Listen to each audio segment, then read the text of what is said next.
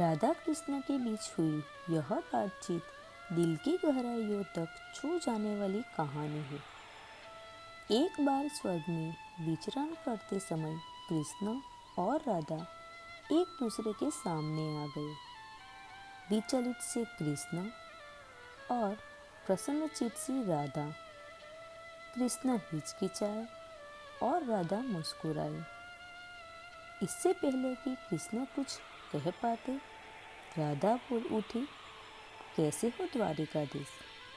जो राधा उन्हें कान्हा कान्हा कहकर बुलाती थी, उनके मुख से द्वारिकाधीश का संबोधन कृष्ण को भीतर तक घायल कर गया।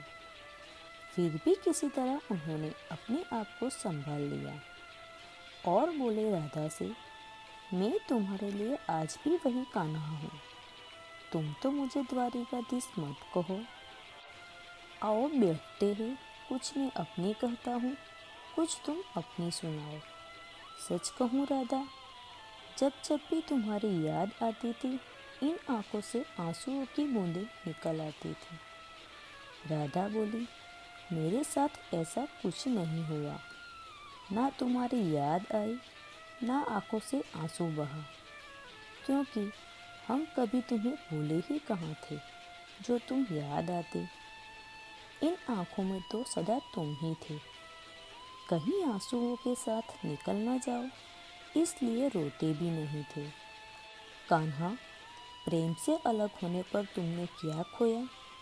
इस एक आहना दिखाऊं तुम्हें।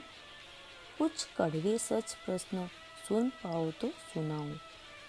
कभी सोचा है इस तरक्की में तुम कितने पिछड़ गए? यमुना के मीठे पानी से जिंदगी की शुरुआत की और समुद्र के खारे पानी तक पहुंच गए। एक उंगली पर चलने वाले सुदर्शन चक्र पर भरोसा कर लिया और 10 उंगलियों पर चलने वाली बांसुरी को भूल गए। कान्हा, जब तुम प्रेम से जुड़े थे तो जो उंगली गोवर्धन पर्वत उठाकर लोगों को विनाश से बचाती थी, प्रेम से अलग होने पर वह उंगली क्या क्या रंग दिखाने लगी। सुदर्शन चक्र उठाकर विनाश के काम आने लगी। कान्हा और द्वारिकाधीश में क्या अंतर होता है, बताऊं तुम्हें? कान्हा होते तो तुम सुदामा के घर जाते, सुदामा तुम्हारे घर नहीं आता। युद्ध में और प्रेम में यही तो फर्क होता है। युद्ध में आप मिटाकर जीतते हो और प्रेम में आप मिटकर जीतते हो। कान्हा, प्रेम में डूबा हुआ इंसान दुखी तो रह सकता है, पर किसी को दुखी नहीं कर सकता। आप तो कई कलाओं के स्वामी हो, स्वप्न दूर दृष्टा हो, गीता जैसे ग्रंथ के दाता हो, पर आपने ये क्या निर्णय लिया?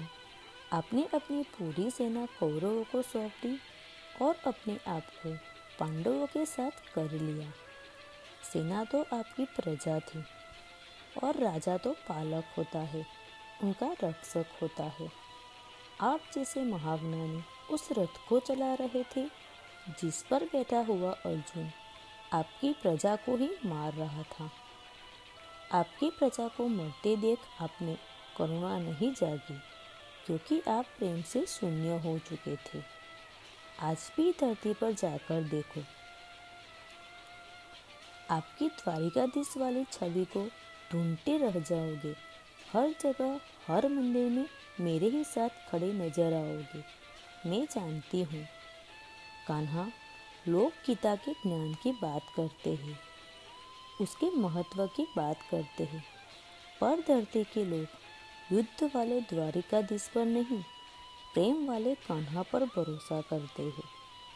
गीता में मेरा दूर दूर तक नाम नहीं है, पर आज भी लोग उसके समर्पण पर राधे राधे ही कहते हैं। यह कहानी काल्पनिक जरूर है, पर इसके भीतर छिपी सीख बहुत ही महत्वपूर्ण है। श्री कृष्ण के पास किसी भी प्रश्न का उत्तर ना हो, ऐसा तो हो ही नहीं सकता, परंतु राधा द्वारा लगाए गए प्रश्न चिन्हों पर कान्हा मौन रहे। यही तो है प्रेम में समर्पण का भाव। पराक्रम में हमें हर किसी को हराना होता है, तब भी हम जीत कर भी हार जाते हैं। परंतु प्रेम में एक ही कईयों का दिल जीत लेता है। सही कहा है कि छोटी सी उंगली पर गोवर्धन पर्वत उठाने वाले भगवान श्री कृष्ण छोटी सी बांसुरी को दोनों हाथों से पकड़ते थे। राधे राधे। जय श्री कृष्ण।